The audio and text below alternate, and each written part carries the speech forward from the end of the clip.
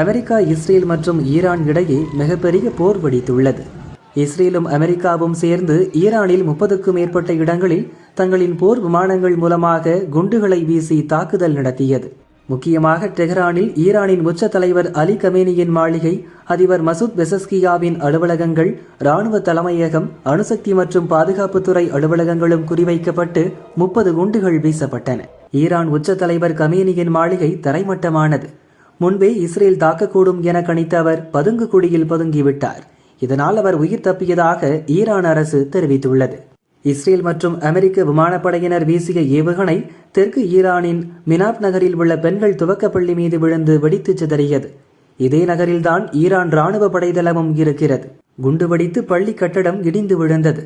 குண்டு விழுந்ததில் 51 மாணவிகள் இறந்ததாகவும் 60க்கும் மேற்பட்டோர் காயமடைந்துள்ளதாகவும் ஈரான் இராணுவம் தெரிவித்துள்ளது.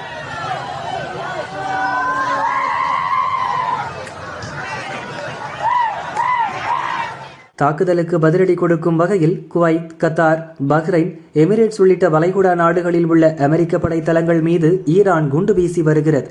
இதனால் மத்திய கிழக்கில் பெரும் பதற்றம் நிலவுகிறது.